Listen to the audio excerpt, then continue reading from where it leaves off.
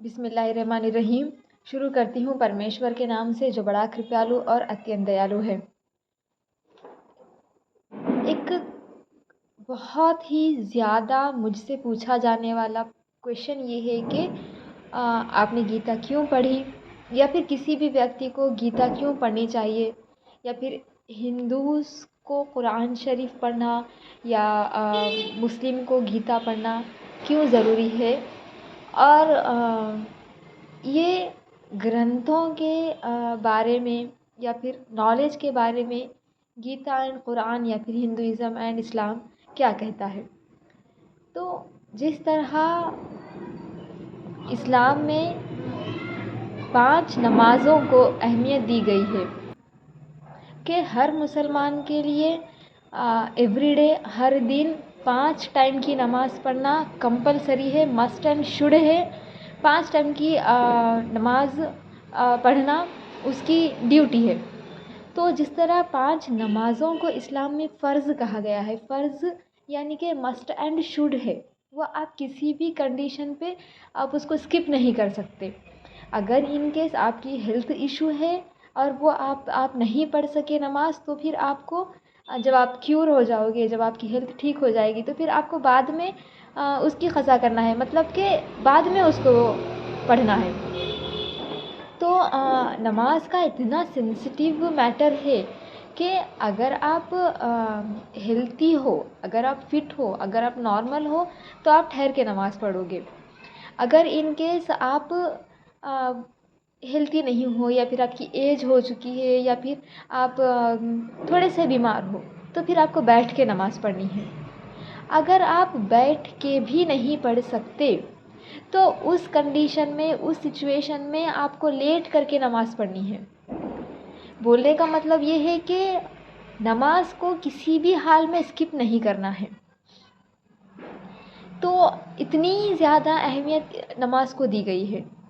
अब नमाज को फ़र्ज़ कहा गया है, यानी कि ये ड्यूटी है, ये कंपलसरी है। तो जिस तरह एक दिन में 5 टाइम की नमाज को फ़र्ज़ कहा गया है, नमाज को कंपलसरी कहा गया है, एग्ज़ैक्टली एज़ इट इज़ उसी तरह इस्लाम में ज्ञान प्राप्त करने को, नॉलेज हासिल करने को, इल्म हासिल करने को भी फ़र्ज़ कहा गया है। और वो हर मर्द और औरत पे, चाहे वो पुरुष हो या महिला, कंपलसरी वो ज्ञान प्राप्त करे, वो मस्ट एंड शुड है उनके लिए, वो उनकी ड्यूटी है ज्ञान प्राप्त करना। अब यहाँ पे मेंशन नहीं किया गया कि अगर आप मुसलमान हो तो कुरान पढ़ो, अगर आप सनातन धर्मी हो तो फिर आप वेद पढ़ो, गीता पढ़ो, या फिर अगर आप सिख हो तो वो पढ़ो, और ईसाई हो तो वो पढ़ो। इस तरह से इस चीज़ को क्लासिफाई नहीं किया गया। बस बताया गया है कि हर महिला और हर पुरुष के लिए ज्ञान प्राप्त करना कंपलसरी है, वो उसकी ड्यूटी है, वो मस्ट एंड शुड है। किसी भी कंडीशन में, किसी भी सिचुएशन में आप इसको स्किप नहीं कर सकते। तो इसी के आधार पे, इसी की बिना पे मैंने गीता पढ़ना शुरू किया, क्योंकि यहाँ मुझे रोका नहीं गया, यहाँ मुझे लिमिटेड नहीं किया गया। ये ज्ञान प्राप्त करने का स्कोप बहुत बड़ा है कि आप जो चाहे पढ़ो, आप जो चाहे पढ़ो, जिस रास्ते से चाहे आप ज्ञान प्राप्त कर सकते हो।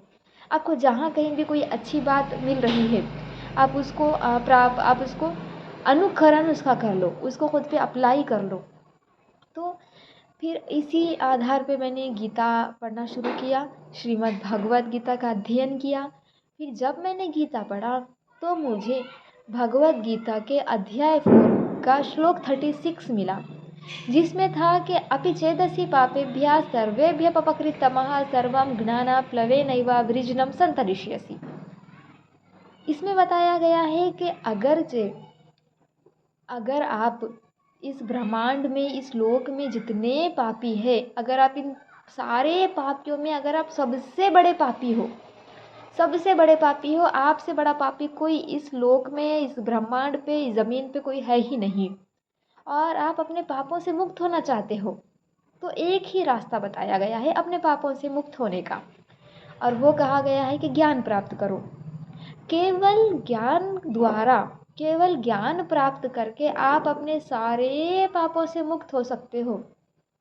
ये भगवद गीता के अध्याय 4 का श्लोक 36 कह रहा है।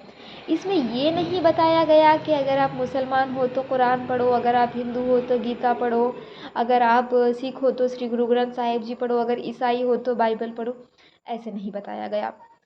तो ये जो पॉजिटिव सिमिलैरिटीज़ है, जहाँ पे ज्ञान प्राप्त करने को इतनी इम्पोर्टेंस दी गई, इस्लाम में बताया गया कि आपके लिए वो मस्ट एंड शुड है। आप चाहे किसी भी कंडीशन में हो, किसी भी सिचुएशन में हो, आप चाहे किसी भी बैकग्राउंड से रिलेट करते हो, आपको ज्ञान प्राप्त करना है। हर महिला और हर पुरुष के लिए ज्ञान प्राप्त करना कंपलसरी है।